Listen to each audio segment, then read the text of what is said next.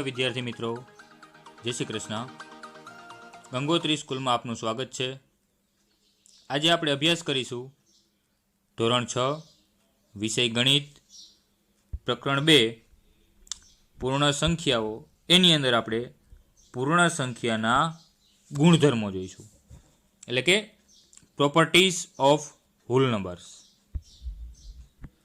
તો શરૂઆત કરીએ આપણે સંવૃત્તાના ગુણધર્મથી. તો સંવૃત્તાનો ગુણધર્મ છે એ આપણે સરવાળા માટે જોઈશું, બાદબાકી માટે જોઈશું, ગુણાકાર માટે જોઈશું અને ભાગાકાર માટે જોઈશું. સૌથી પહેલાં આપણે સરવાળા માટે જોઈએ કે કોઈ પણ બે પૂર્ણ સંખ્યાઓનો સરવાળો હંમેશા પૂર્ણ સંખ્યા જ મળે. તો આપને વિચાર આવે કે પૂર્ણ સંખ્યા એટલે શું? તો એ આપણે આગળ ભણી ગયા કે પૂર્ણ સંખ્યાને શેના વડે દર્શાવવામાં આવે છે? ડબલ્યુ વડે. પૂર્ણ સંખ્યાની શરૂઆત શૂન્યથી થાય છે અને આગળ અનંત સુધી જાય છે, એટલે કે 0, 1, 2, 3, 4, 5, 6 થી અનંત સુધી જે બધી સંખ્યા આવે છે એ બધી સંખ્યાને કહેવાય છે પૂર્ણ સંખ્યા. આપણે અહીંયા શું જોવાનું છે કે કોઈ પણ બે પૂર્ણ સંખ્યાનો સરવાળો કરવાથી એનો જવાબ પૂર્ણ સંખ્યા જ મળે છે. આપણે ઉદાહરણ દ્વારા જોઈ 3 + 5. હવે 3 પણ પૂર્ણ સંખ્યા છે, 5 પણ પૂર્ણ સંખ્યા છે. બંનેનો સરવાળો કરીએ એટલે જવાબ મળે છે આપને 8. 8 મળે છે એ પણ આપને પૂર્ણ સંખ્યા જ મળે છે. 5 + 5 = 10. 5 પણ પૂર્ણ સંખ્યા છે, 5 પણ પૂર્ણ સંખ્યા છે. બંનેનો સરવાળો કરતાં જવાબ મળે છે 10. જે જવાબ છે એ પણ પૂર્ણ સંખ્યા જ છે. 0 + 15 = 15. 0 એ વિદ્યાર્થી મિત્રો પૂર્ણ સંખ્યા છે, કારણ કે સૌથી નાની પૂર્ણ સંખ્યા 0 છે. પ્લસ 15 = 15. 15 છે કેવી સંખ્યા છે? પૂર્ણ સંખ્યા છે. એટલે કે એનો મતલબ શું થાય કે પૂર્ણ સંખ્યાઓ સરવાળા માટે સંવૃત છે. શું કામે છે? કેમ કે કોઈ પણ બે પૂર્ણ સંખ્યાઓનો સરવાળો હંમેશા પૂર્ણ સંખ્યા જ મળે, માટે પૂર્ણ સંખ્યાઓ સરવાળા માટે સંવૃત છે, આપણે એવું કહી શકીએ. આગળ આપણે ગુણાકાર માટે સંવૃત્તાનો ગુણધર્મ ચકાસીએ.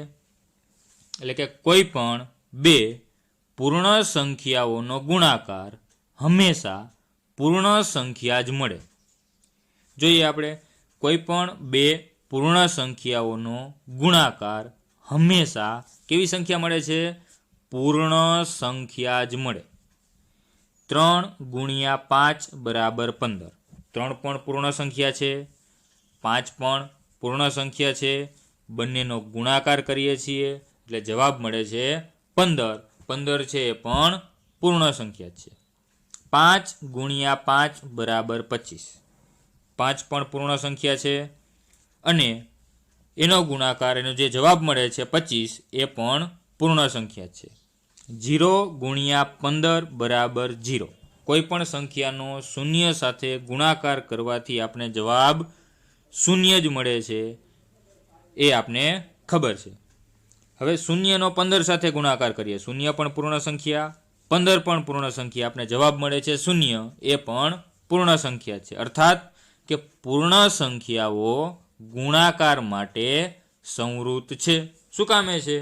કારણ કે કોઈ પણ બે પૂર્ણ સંખ્યાઓનો ગુણાકાર હંમેશા પૂર્ણ સંખ્યા જ મળે. આપણે આગળ બાદબાકી માટે જોઈએ સંવૃત્તાનો ગુણધર્મ. કોઈ પણ બે પૂર્ણ સંખ્યાઓની બાદબાકી હંમેશા પૂર્ણ સંખ્યા મળતી નથી. આવું કેમ હશે? જોઈએ આપણે 6 - 2. 6 માંથી 2 બાદ કરીએ એટલે આપને 4 મળે છે. હવે અહીં 6 પણ પૂર્ણ સંખ્યા છે, 2 પણ પૂર્ણ સંખ્યા છે અને 4 એટલે આપણો જવાબ છે એ પણ પૂર્ણ સંખ્યા છે. 9 - 4 = 5. 9 પણ પૂર્ણ સંખ્યા છે, 4 પણ પૂર્ણ સંખ્યા છે. બંનેની બાદબાકી કરે છે એટલે મળે છે જવાબ આપને 5, એ પણ પૂર્ણ સંખ્યા છે. હવે ખાસ ધ્યાન રાખજો, 2 - 4 બરાબર -2, એટલે કે 2 માંથી 4 બાદ કરતા -2 મળે છે. હવે તમને એવો વિચાર આવશે કે નાની સંખ્યામાંથી મોટી સંખ્યા બાદ થઈ શકે? ઓકે, હા, થઈ શકે. પરંતુ કેવી રીતે થાય એ આપણે આ જ સેમેસ્ટરમાં પ્રકરણ નંબર 6 ની અંદર જોઈશું. એટલે કે 2 - 4 બરાબર જવાબ મળે છે -2. -2 એ પૂર્ણ સંખ્યા નથી. શું કામે? કારણ કે 0 થી ચાલુ કરી અને અનંત સુધી આપણે અંક લખીએ, સંખ્યા લખીએ, એમાં ક્યાંય આપણે -2 લખવામાં આવતા નથી. માટે -2 પૂર્ણ સંખ્યા નથી. એટલે કે પૂર્ણ સંખ્યાઓ બાદબાકી માટે સંવૃત નથી. શું કામે? કારણ કે કોઈ પણ 2 પૂર્ણ સંખ્યાઓની બાદબાકી હંમેશા પૂર્ણ સંખ્યા મળતી નથી. હવે સંવૃતતાનો ગુણધર્મ આપણે ભાગાકાર માટે ચકાસીએ. એટલે કે કોઈ પણ 2 પૂર્ણ સંખ્યાઓનો ભાગાકાર હંમેશા પૂર્ણ સંખ્યા મળતો નથી. કોઈ પણ 2 પૂર્ણ સંખ્યાઓનો ભાગાકાર પૂર્ણ સંખ્યા મળતો નથી. આપણે જોઈએ 8/4. 8/4 કરીએ એટલે આપણે જવાબ મળે 2. અહીં 8 પણ પૂર્ણ સંખ્યા છે, 4 પણ પૂર્ણ સંખ્યા છે, 2 પૂર્ણ સંખ્યા નથી. 12/3 બરાબર 4. 12 પર પૂર્ણ સંખ્યા છે, 3 પર પૂર્ણ સંખ્યા છે, 4 છે એ પણ પૂર્ણ સંખ્યા છે. હવે જુઓ, 6/4 બરાબર 1.5. 1.5 છે એ પૂર્ણ સંખ્યા નથી. એટલે કે પૂર્ણ સંખ્યાઓ ભાગાકાર માટે પણ સંવૃત નથી. શું કામ? કારણ કે કોઈ પણ 2 પૂર્ણ સંખ્યાઓનો ભાગાકાર હંમેશા પૂર્ણ સંખ્યા મળતો નથી. માટે પૂર્ણ સંખ્યાઓ ભાગાકાર માટે સંવૃત નથી. આપણે બધું એક સાથે જોઈએ કે આપણે પહેલા ક્રિયા કઈ કરી હતી? સરવાળાની. તો એમાં એ સંવૃત હતી? તો કે હા. એવું કહી શકીએ કે પૂર્ણ સંખ્યાઓ સરવાળા માટે સંવૃત છે. પૂર્ણ સંખ્યાઓ બાદબાકી માટે સંવૃત નથી. પૂર્ણ સંખ્યાઓ ગુણાકાર માટે સંવૃત છે. પૂર્ણ સંખ્યાઓ ભાગાકાર માટે સંવૃત નથી.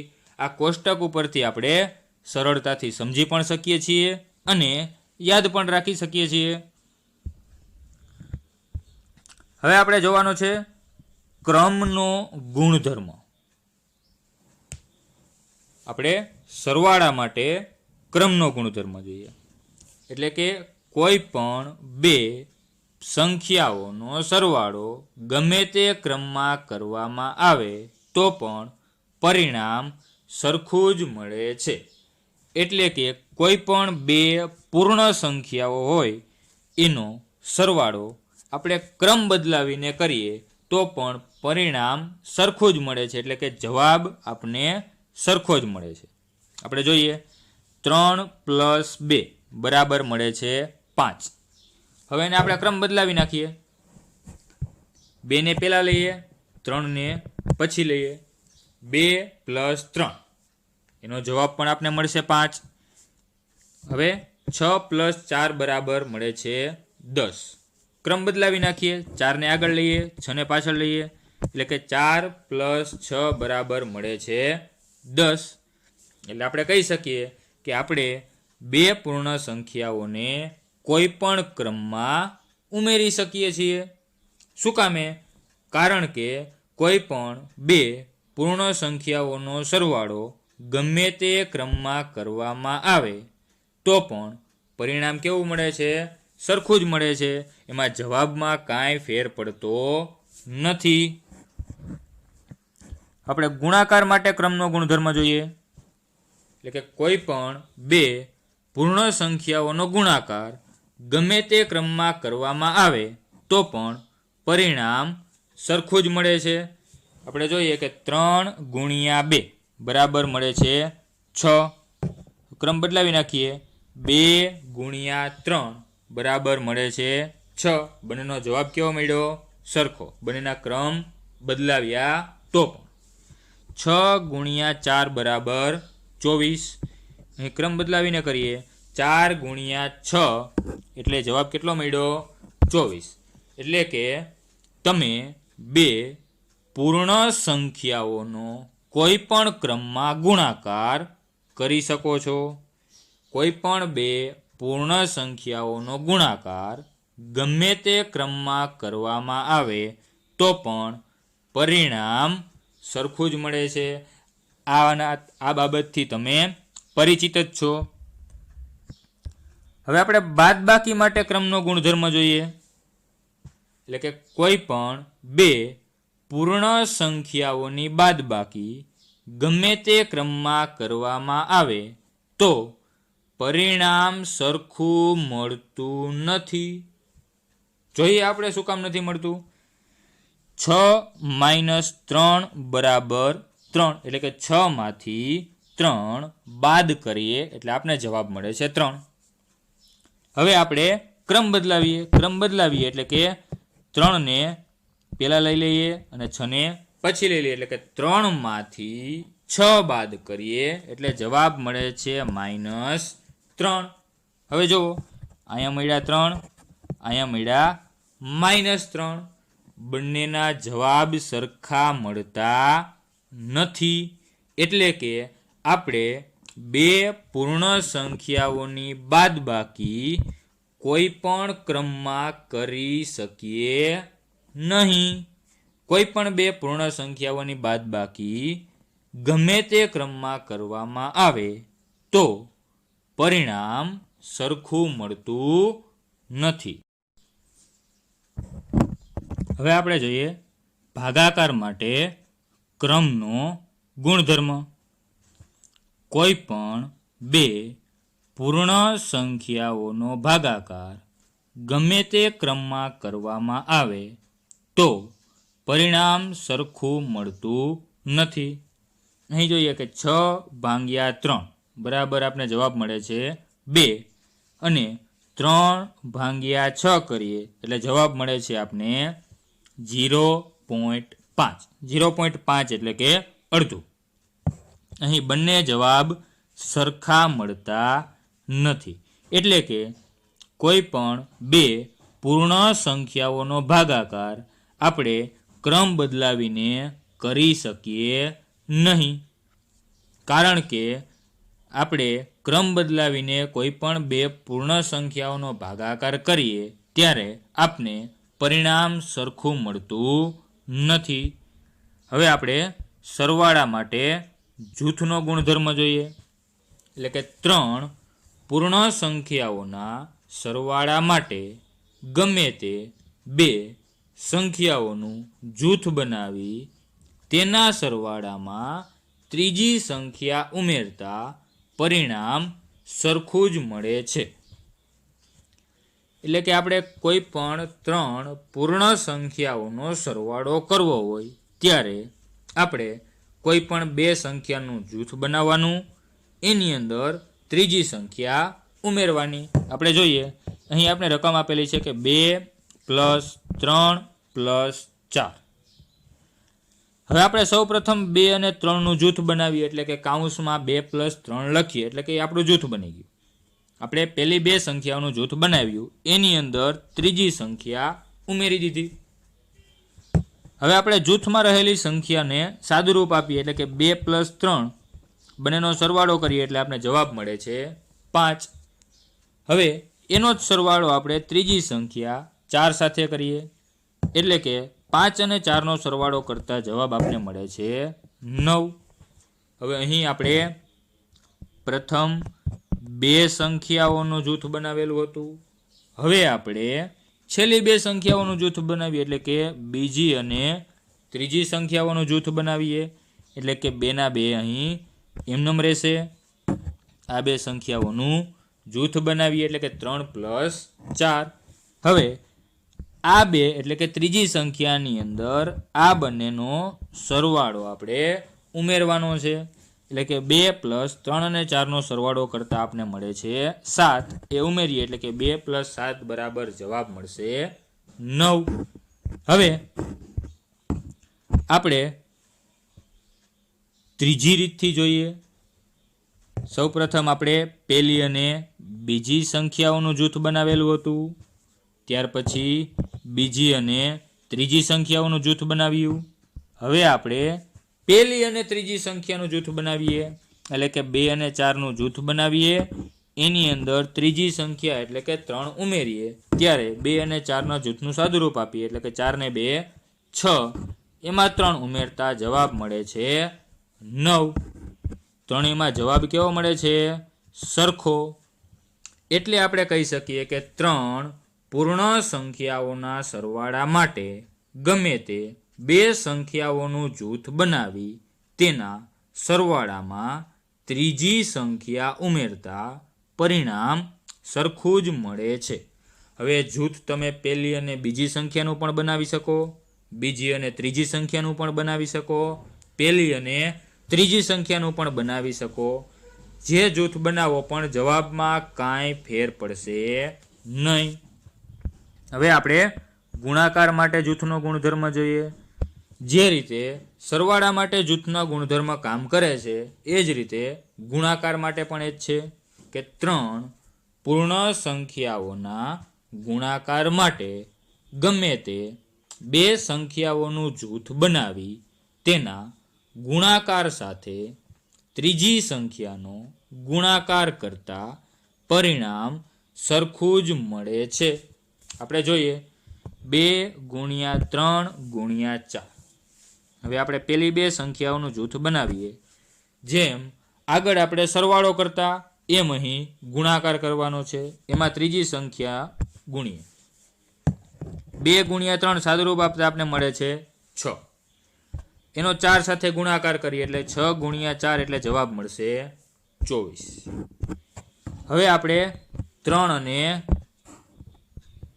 4નું જૂથ બનાવીએ એટલે કે 2 × 3 × 4 કરીએ, કારણ કે આપણે જૂથ લીધેલું છે 3 × 4નું. હવે 3 × 4 એટલે થશે 12.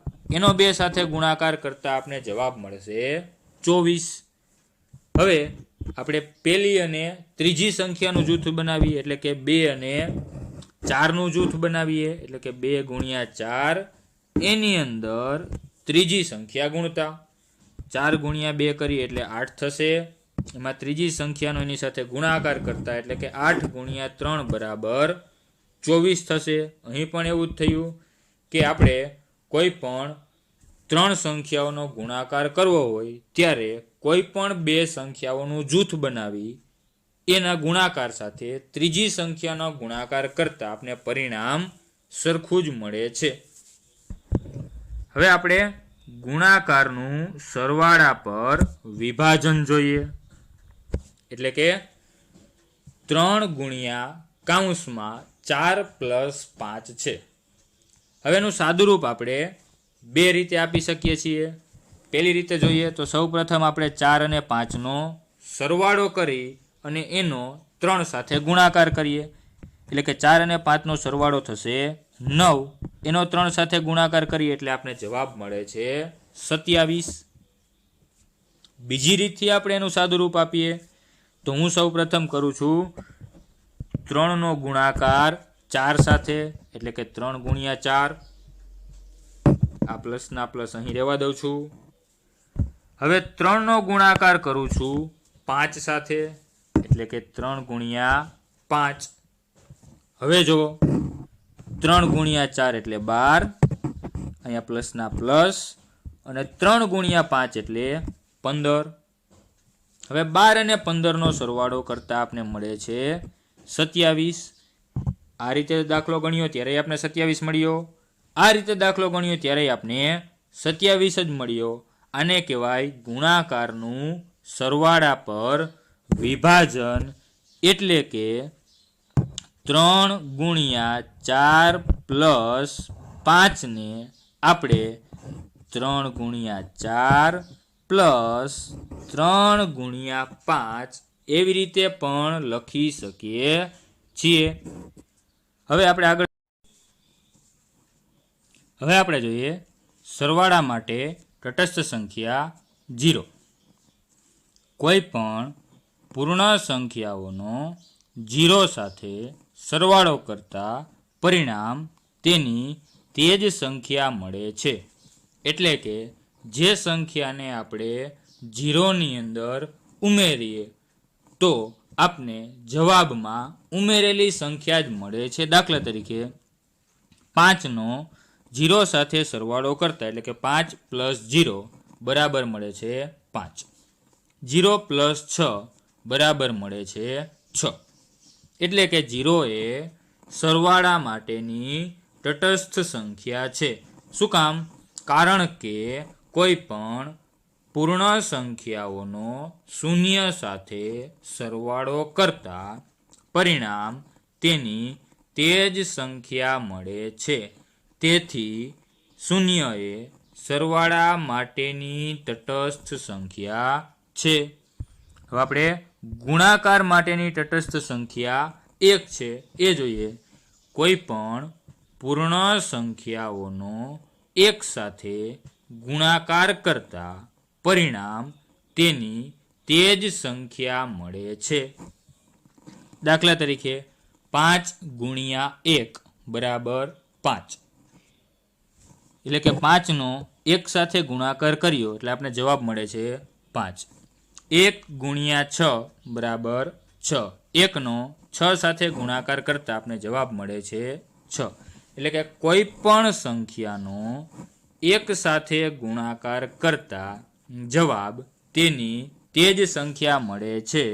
તેથી 1 એ ગુણાકાર માટેની તટસ્થ સંખ્યા છે. સરવાળા માટેની તટસ્થ સંખ્યા 0 છે. ગુણાકાર માટેની તટસ્થ સંખ્યા 1 છે. હવે આપણે કેટલાક દાખલાઓ સમજીએ. જૂથના ગુણધર્મનો ઉપયોગ કરી સરવાળો કરો. હવે આપણે આગળ સમજી ગયા છે કે કોઈ પણ 3 સંખ્યાઓનો સરવાળો કરવા માટે સૌપ્રથમ આપણે શું કરવાનું? કોઈ પણ 2 સંખ્યાઓનું જૂથ બનાવવાનું. એ જૂથ તમે પહેલી અને બીજી સંખ્યાનું પણ બનાવી શકો, બીજી અને ત્રીજી સંખ્યાનું પણ બનાવી શકો, પહેલી અને ત્રીજી સંખ્યાનું પણ બનાવી શકો. એ જૂથ બનાવી એની અંદર ત્રીજી સંખ્યા ઉમેરવાથી આપણે જવાબ મેળવી શકીએ છીએ. દાખલા તરીકે અહીં 40 + 87 + 13 છે. હવે હું 87 અને 13નું જૂથ બનાવું છું. એટલે કે મેં જૂથ બનાવ્યું 87 + 13. આ 40 એમ જ રાખેલા. હવે 40 + 87 અને 13 એ બંનેનો સરવાળો કરતા આપને જવાબ મળે છે 100. હવે 40 અને 100નો સરવાળો કરતા જવાબ મળે છે 140. મેં અહીં બીજી અને ત્રીજી સંખ્યાનું જૂથ બનાવેલું છે. તમે પહેલી અને બીજી સંખ્યાનું પણ બનાવી શકો, પહેલી અને ત્રીજી સંખ્યાનું પણ બનાવી શકો. જવાબમાં કાંઈ ફેર પડશે નહીં. હવે બીજું ઉદાહરણ જોઈએ. 234 + 197 + 103. એટલે કે હું અહીં ફરીથી બીજી અને ત્રીજી સંખ્યાનું જૂથ બનાવું છું. એટલે કે 234 એમનેમ લખું છું અને 197 અને 103નું જૂથ બનાવું છું. હવે એ જૂથમાં રહેલી સંખ્યાનું સાદુરૂપ આપતા આપને મળે છે 300. એટલે કે 197 અને 103 આ બંનેનો સરવાળો કરતા જવાબ મળે છે 300 અને એની અંદર આપણે 234 ઉમેરીશું એટલે આપણે જવાબ મળશે 534. હવે વિદ્યાર્થી મિત્રો, તમને કાંઈ સમજાયું કે મેં અહીં બીજી અને ત્રીજી સંખ્યાનું જૂથ શું કામે બનાવ્યું? પહેલી અને બીજી સંખ્યાનું જૂથ શું કામે ન બનાવ્યું? તો જુઓ, અહીં એકમનો અંક છે 7, અહીં એકમનો અંક છે 3, બંનેનો સરવાળો કરીએ એટલે આપને જવાબ 0 મળશે. 7 અને 3 બંનેનો સરવાળો કરતા જવાબ મળશે 0. એટલે એવી સંખ્યા મળશે કાં 10, કાં 20, કાં 30, 40, 50, 60, 100, 200, 300, 500 એવી સંખ્યા મળશે. એનો સરવાળો ત્રીજી સંખ્યા સાથે સરવાળો કરીએ માટે આપણે સરળતા રહીએ એટલા માટે મેં બીજી અને ત્રીજી સંખ્યાનું જૂથ બનાવેલું હતું. તમે આવું પણ કરી શકો. હવે આપણે જોઈશું જૂથના ગુણધર્મનો ઉપયોગ કરી ગુણાકાર કરો. તો જે રીતે આપણે સરવાળો કરતા એ જ રીતે આપણે અહીં ગુણાકાર કરવાનો છે. અહીં આપેલું છે કે 15 ગુણ્યા 5 ગુણ્યા 20. હવે હું બીજી અને ત્રીજી સંખ્યાઓનું જૂથ બનાવું છું એટલે 15 એમનેમ લખું છું, એને ગુણાકારમાં બીજી અને ત્રીજી સંખ્યા એટલે કે 5 ગુણ્યા 20 એ બંનેનું જૂથ બનાવું છું. 15 ગુણ્યા 5 ગુણ્યા 20 એનું સાદું રૂપ આપતા આપને મળે છે 100. હવે 15નો 100 સાથે ગુણાકાર કરતા જવાબ મળશે આપને 1500. હવે તમને યાદ જ હશે કે કોઈ પણ સંખ્યાનો 10 સાથે ગુણાકાર આપણે કરીએ ત્યારે એ સંખ્યાની અંદર પાછળ એક શૂન્ય ઉમેરવામાં આવે છે. કોઈ પણ સંખ્યાનો 100 સાથે ગુણાકાર કરવા માટે એ સંખ્યા લખી એની પાછળ 2 શૂન્ય મૂકવામાં આવે છે. કોઈ પણ સંખ્યાનો 1000 સાથે ગુણાકાર કરવો હોય ત્યારે એ સંખ્યા લખી એની પાછળ 3 શૂન્ય મૂકવામાં આવે છે. હવે આપણે બીજું ઉદાહરણ જોઈએ કે 234 ગુણ્યા 125 ગુણ્યા 8. ફરીથી હું બીજી અને ત્રીજી સંખ્યાનું જૂથ બનાવું છું. 234 ગુણ્યા જૂથની અંદર 125 ગુણ્યા 8. હવે 125 ગુણ્યા 8 એ બંનેનો ગુણાકાર કરતા મળશે આપને 1000. અહીંયા છે 234. કોઈ પણ સંખ્યાનો 1000 સાથે ગુણાકાર કરવા માટે એ સંખ્યા એમનેમ લખી અને પાછળ 3 શૂન્ય મૂકતા આપણે ગુણાકાર સહેલાઈથી કરી શકીએ છીએ. હવે તમને ફરી એવો વિચાર આવશે કે મેં અહીં બીજી અને ત્રીજી સંખ્યાનું જૂથ જ શું કામે બનાવ્યું? તો મેં એટલા માટે બનાવ્યું હતું કારણ કે 20 ગુણ્યા 5 કરવાથી આપણે મળતા હતા 100 અને 125 ગુણ્યા 8 કરવાથી આપણે મળતા હતા 1000. 1000 અને 100 મેળવવા માટે મેં બીજી અને ત્રીજી સંખ્યાનું જૂથ બનાવેલું હતું કારણ કે અહીં 100 અને 1000 આવશે તો આપણે ગુણાકાર કરવામાં સરળતા રહેશે, આપણો દાખલો સહેલાઈથી પૂરો થશે માટે. હવે આ રીતે તમે પહેલી અને બીજી સંખ્યાનું પણ બનાવી શકો, બીજી અને ત્રીજી સંખ્યાનું જૂથ પણ બનાવી શકો અને પહેલી અને ત્રીજી સંખ્યાનું જૂથ પણ બનાવી શકો છો. Thank you.